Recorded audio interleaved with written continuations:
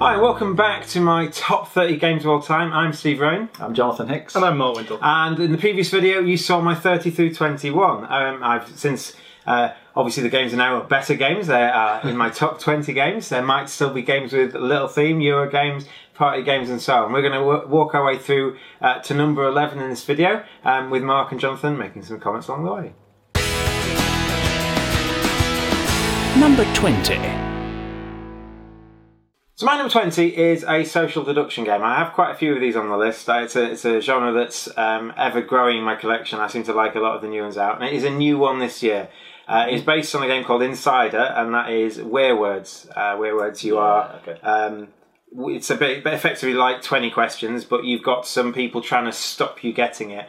And you've also got some people who know the people who are trying to stop you getting it and are trying to help you do it as well. So it's the rest of the whole table's trying to get the word, but at the end, if you fail, you're trying to out the person who was unhelpful, and if you succeed, the werewolf or the bad person is trying to get the person who was too helpful.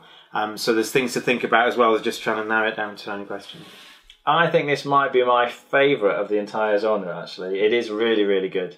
I like quite a lot of the sort of One Night Ultimate Werewolf type games, but this one, there's something about... You mean the social deduction bit's your favourite? Yeah. Not the guessing the words, but the actual... The werewords has that social deduction element, but like you say with werewolf or something, sometimes you're just kind of randomly accusing people. Oh, I think you're a werewolf, but you don't really have a reason. But this one, you're actually using information in terms of trying to narrow down what it is. Someone's got a pile of tokens that say no, no, no, and you're like, that's right. They must have asked some really bad questions. Are they just rubbish at 20 questions, or are they actually trying to... We have played with people who are bad at 20 questions, but I still think it's really good. It blew Insider out of the water for me. Yeah. That was the real thing. Yeah. Number 19. And number 19 is a pretty heavy Euro game. It is also new this year. It wasn't in last year, and that's because I played it in February this year. It took me 45 minutes to explain the game the first time I played it, and that would be... Arkwright? It would be Agra. Oh, Agra, of course. Agra is... And some people criticise it for just like the bad art or the stupid little thing on the side that's tilted. And it doesn't need that, but kind of like gives you like a focal point. It looks absolutely... It's like a beast of a game. It fills up a lot of the table. But it is resource management all the way through and through. You just kind of... upgrading resources. I've got none left. Let's do some more.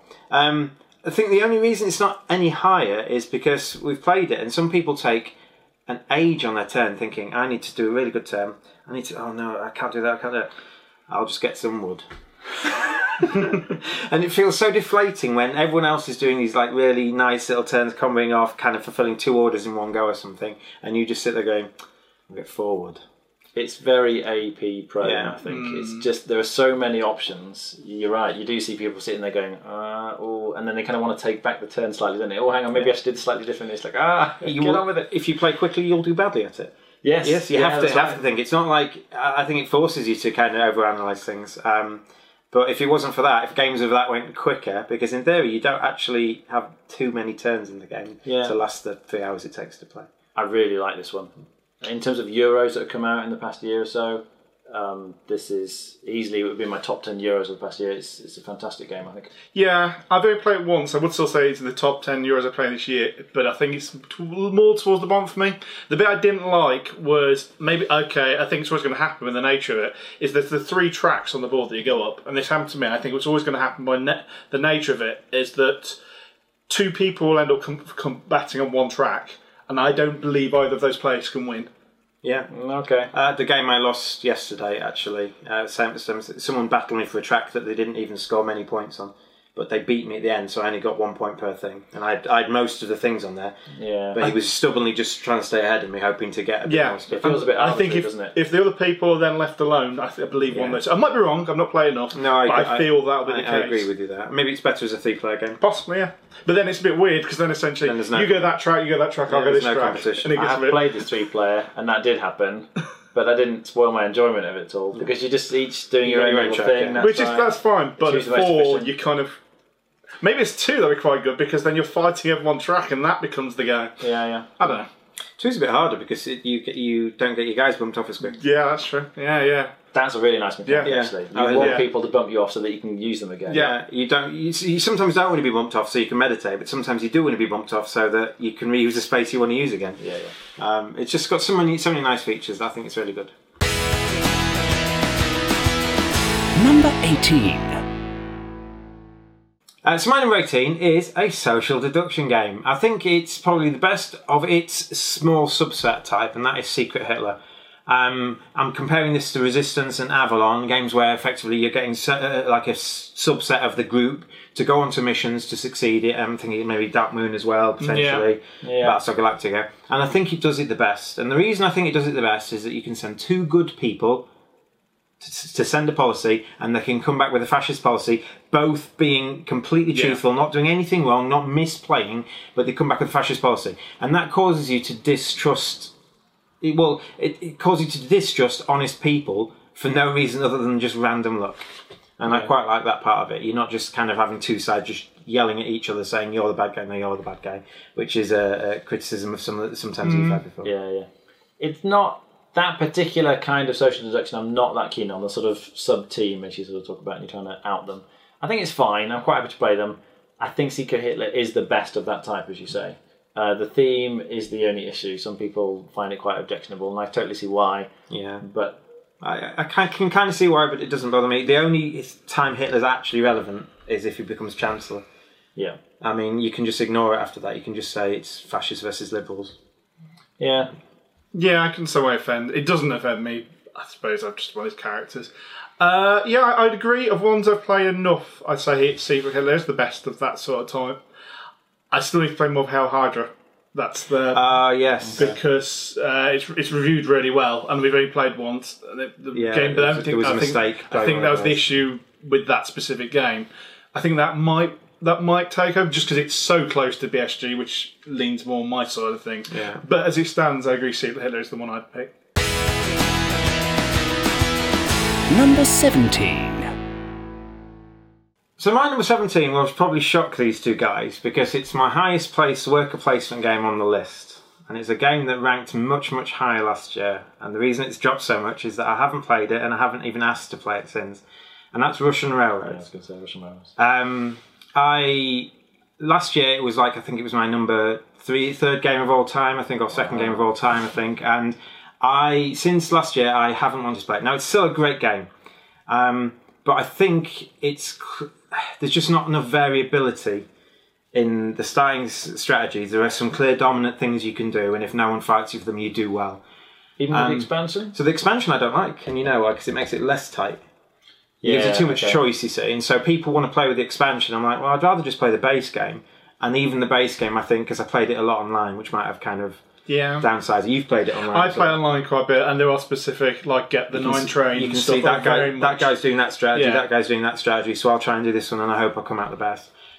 So I think it's a great game. I think it's one of the tightest, most difficult, worker placement games there is out there, and that's the reason I rate it so highly anyway. But it has fallen like 15 places, mainly due to lack of interest on to play it, and therefore it probably shouldn't be in my top 10 anymore. Fair enough. I do love this one. And I really like the expansion. Part of the expansion. The coal thing, not so bothered about. Negligible, but it's the board. The variation as well. I love the idea behind it, but I think it makes the game weaker for me. Yeah, I can understand that. But I like it being not so tight personally, because I've had some games of Russian Railroads where I've done very badly. So I like, there's some leeway there. But I just really enjoy playing it. Like if you said, should we play Russian Railroads right now? I'd be like, I would play it. It's not that I wouldn't play it anymore. But I think my issue, I think you're right. I think to get the variability, you have to do that. But then inevitably, it's annoying to teach because you've got to teach. To what in your case, you'd really want to teach it with expansion. And it's hard because you're always going to win Russian Railroads if you play it before them because they're not going to really understand what's going on until they've seen the third or fourth rounds. But it always concerns me the game where you have to teach an expansion to make it great. But I still like the base game. Oh yeah, so it's difficult. It's difficult to say. I still really enjoy it. So yeah. Number 16. So my number 16 is Another social deduction game, and it is one of my. It's probably one that I've played the most over the different iterations of the game, and that is the One Night Ultimate series. One Night Ultimate Werewolf, One Night Ultimate Daybreak, and Vampire are all great games. Alien less so. I played it last year, and I was not impressed with the Alien as a standalone game.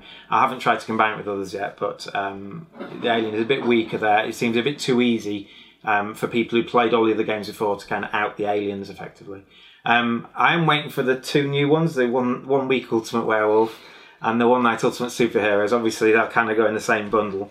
But it's a great game, and I think your son loves it. Yeah. Doesn't he? And I think a lot of people like it. Yeah. It's one of the social deduction games that everyone's kind of willing to give it a go because it seems to be less serious than the Avalons and the Secret Hitlers of the world. And there's just something about the soundtrack, I think. You know, when everyone's in a circle and they all close their eyes and the soundtrack's going, it just gives you this feeling that you don't get in any other game. It really immerses you in that way. I think it does a great job. And it's just fun. It's really fun. Yeah, I love the variability in the roles. As we used to say, I think the more they've added, the weaker the roles have got, almost because they've had to add things on to get it to work. Well, the tightness of the base game, and to a lesser extent Daybreak, is really... Those roles pretty much all combine very well. Yeah. Yeah, that's a great series of games. If you haven't played it, give it a go. Because that one's fallen much for you. Or is that about what That's it was on fallen, and I think that's fallen a bit, I think. But again, we just don't seem to play games at the end of the night as much anymore. Yeah, That's quite a the lot of change people. We finish a long game at 10, and a few people, okay, you're going to play social deduction. Yeah, I'm going to leave, and there's no other groups to kind of drag in. So, like, you used to love playing Captain Sonar at the end of the night. Yeah. And trying to get 8 people at the end of the night just doesn't seem to happen much at the moment. 8 people who've just finished the game and want to sit and play Captain Sonar or Werewolf or some of the other ones. Yeah, it's a shame. Number 15. Number 15 is becoming a really big favourite of mine. I imagine it's possibly going to keep going up and up and up, and that is another Euro game that is a brain burner, and that is Yokohama. It is Istanbul, but it's a much better version of Istanbul, what you're trying to do in the game. And the kind of issues I have with Russian railroads is the reason it slipped. That Yokohama has variability every time you play. There's so many different powers coming out, contracts coming out, different game conditions, and just the tiles being in a different order with different people doing different things every game. It just seems to kind of always give you choice. As you're playing the game, you can't just pick a strategy and go with it because people start blocking you. You've got to adapt, you've got to kind of move around, and then you've just got to, it's quite tight as well, money's tight, and just kind of moving around is tight, and just kind of getting the cubes off your board instead of trying to score points. I think it's great. I think it's one of my favourite games from last year, and it's continued to rise to me. Yeah, I can totally see why you like this one so much. I think the more I play it, the less keen I am on it, because it's just so dry.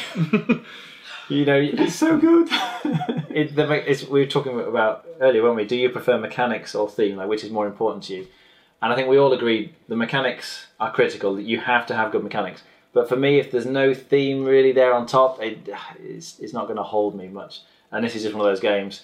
Although there's lots of variability in terms of how to combine different things, broadly speaking, I feel like I'm doing similar things every time I play. It's like, I'm going to go here and get these resources, go here and It get is a some trade, money, something and something and yeah, something and just get cash in the points at the end. It's not like there's a dominant strategy. That's right. It's the strategies that are variable, definitely.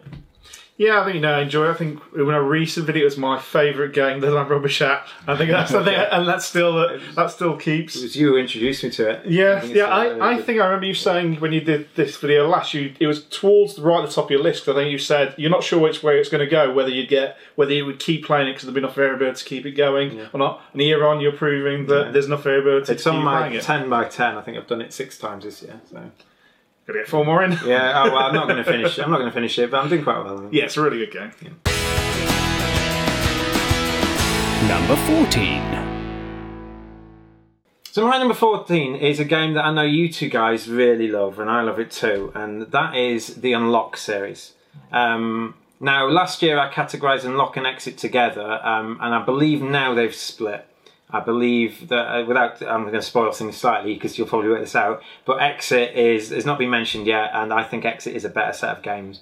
Unlock is still a great series of games, and my best escape room adventure of any of them has come from Unlock. It's the island of Dr. Gorse in the original box. But it seems like every box that's come out since then, I've liked one of the missions that's come out slightly less than the rest. And it feels like the exit is continuing to produce good stuff, and the lock occasionally kind of, swing and a miss kind of thing. We didn't really like one of the ones in the new one, did we? The Wizard of Oz. Wizard of Oz. The Wizard of Oz one, yeah. We struggled. We did something wrong in the game, which kind of we jumped ahead. We thought we could do, and we missed some stuff out, and it confused us. And you shouldn't be able to do that in a game. You can't do that in Exit. Yeah, that's right. We effectively cheated without realising it, if you like. Yeah. Jumped ahead, but the game shouldn't allow that. Also, it tried to have a plot which kind of broke down right at the end. You kind of jumped around and you're like, this doesn't make sense anymore. So I think they're fantastic games, and you can only play them once, which is a shame. And obviously, at some point, when they start to be released less and less, or they start to just run out of ideas, these games are going to fall down, because that's just the nature of them. That you're not waiting for the new ones to come out with as much anticipation. And with Unlock, I'm not as eager to play Unlock as I am Exit, although I will play both happily. It's a fantastic series. And yeah, if you gave me a new Unlock, I'd be very keen to sit down and play it right now. But yes, the quality has varied quite a bit, I think, as they've gone through. Yeah, I agree entirely. Last year I would have put them level pegging, but the Unlock one just doesn't seem to be there's not enough variation in it, whether it's the limitation of how it's done. And the puzzles aren't as, oh my god, that's brilliant, as much as they are in Exit. Yeah. Exits still have a shock from time to time. Unlock, I can't remember the last time I was shocked by it, and that's what makes them when you go, wow. Number 13. Number 13 is a Eurogame by a designer called Stefan Feld. Stefan Feld is a great designer. You should play all his games over and over and over. But this game is probably one of his most difficult games to do well, and that's Bora Bora.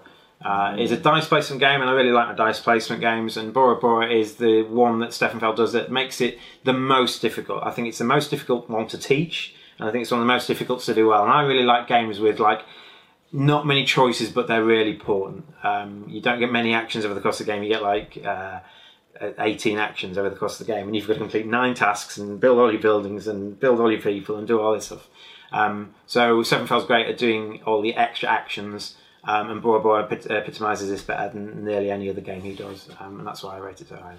It's the comboing that I really like in this. The fact that you can complete one action which lets you do something else, which lets you do something else, and the various men and women that you get when you sort of activate them and getting the extra powers and which order you try and do it in. It's very well designed. Yeah, certainly one of my favourites of his. I think it's my second favourite. His the completing the tasks for me I find really stressful, because as you say, because you do need to do that combo system. Because you're not going, I'm not going to be able to do that. When you've got the 3 of them, you're like, how am I going to do that? It's really stressful. But doing that and scoring points as in other areas, it's not just completing those. You need to be doing that, completing those, and also doing other things to get you more points to win.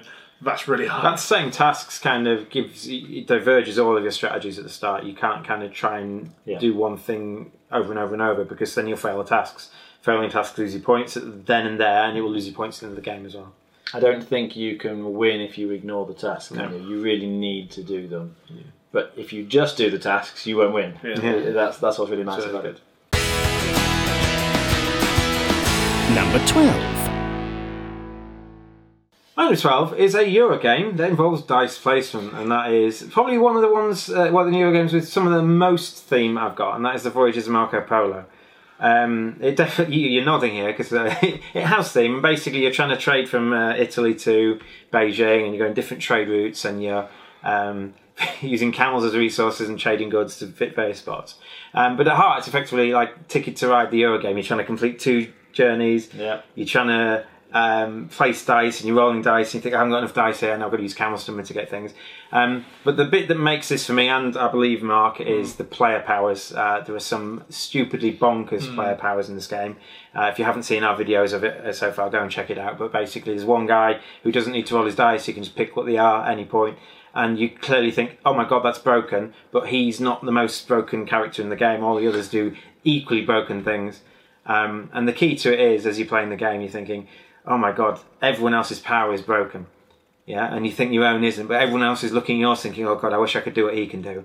And it's really tight as well. And most of my games, the Euro games I really like, are really tight. It's easy to do badly, but hard to do well. And even after playing lots and lots and lots, I still struggle with some games. If I get a bad start, or I get blocked out of a few actions that I need, things things can go badly very quickly. It is so tight. Money is often tight in Eurogames, but in this one it is super tight. So you got to really plan very carefully. And I like the variability, like all the different locations you go to have sort of different abilities and special actions you can trigger and things. And that's really nice. So planning your route, you're also planning which actions are going to become available to you later. And that's really nice. The whole package is really well done. Yeah, as Steve said, the power's the bit that do it for me. It's a strange one, this, because I haven't felt the need to play the expansion that came Neither out. have I. I think the base game's so strong. Yeah, because I just want to play more of the powers and replay those powers to get better with them. Yeah. I don't know if I need another board or anything. I was speaking to Sophie and Nathan. They have the expansion. They actually think it's, or at least Nathan thinks one part of it is needed and is better. Okay. So obviously he takes things much more seriously than we do sometimes, but maybe we need to give it a go at some point.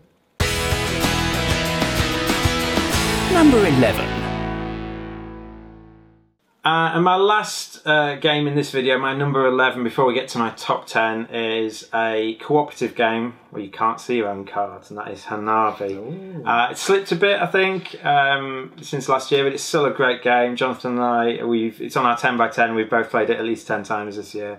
We've had Hanafi evenings in the cafe where Jonathan says, "Who wants to come play Hanafi?" And we come in for like 3 or 4 hours and play with conventions and everything. And I'm coming around to see if conventions actually do make the game fun. Maybe I still want to play with no conventions in my bridge plans, but I'm happy to play with conventions now. It's just such a clever game. I know a lot of people think it's not that in depth of a game. You're just kind of guessing a bit, but no, it's really, really strategic. Even when you've mastered your conventions, you have to break them, and you've got to think, "Oh, why has he broken it? Well, what can I see? What can he think I can see?" Yeah. And you get all that, and it's great. And it actually gets harder the more people you add. Because everyone needs to be on the same wavelength. You've got to think, "Well, I've got an easy decision now, but if I use the last clue, he will be stuck. So I have to discard. But then I've got to discard in such a way that he realises he's going to be stuck if I use the clue." It's really good. I love it. Even more than Steve, which you'll probably find out when I do my top 30. But the games in the cafe we've been playing this year, I've really enjoyed. But you do find with some groups it seems to work well, and other groups you just can't seem to sync up properly. But then even with a group where it works well, I find as you go through the evening, sometimes one person's concentration will drift a little bit and they'll kind of let the side down, but then someone else's concentration will drift and they'll let the side down, and you really need everybody on point the whole way through. You get like a catalogue of errors effectively. Someone makes a mistake and then, "Oh yeah, that's stupid," and then someone else makes a mistake because they've been put off by this mistake, then that clue was, "Am I allowed to use information from that clue? Because clearly that was unauthorised information. Am I allowed to use it? Or was that just me misreading things?" And often when you fail early in a mission, you just go fail. Oh, let's start again. Yeah. Yeah, I like it. Less new guys, but I do enjoy it. It's a weird one for me, is that I don't ever think, "Oh, I really want to play Hanabi," and then it gets decided to play, and then immediately I want to play it again and again and again for maybe half an hour, 45 minutes. That sort of thing. It's not a game that I will ever go to pick, but once it's played, I want to play it more. I think there are some very good games, and some very good games even on my list that often I necessarily won't suggest, but I'll never turn down. So Hanabi might be one of yours. Yeah, that sounds exactly like it. I generally don't suggest Hanabi because I know you will, and I'll always say yes. But yeah, anyway, that's the end of my 20 through 11. Obviously, there's been a bit of change this year. Russian Rails has fallen. There's at least 2 or 3 new games in this list here, and obviously Unlock is now flying solo. I'm going to give these 2 guys a bit of time in between this video and the next one we've got to write down what they think is going to be my top 10. And if you want to guess too, you can maybe comment on the video underneath here, see if you can guess a few of my top 10s. There are definitely some changes to last year, and I think there are 2 new entries. So good luck guessing those. Anyway, I've been Steve. I'm Jonathan. And I'm Mark. And we'll see you next video. Bye.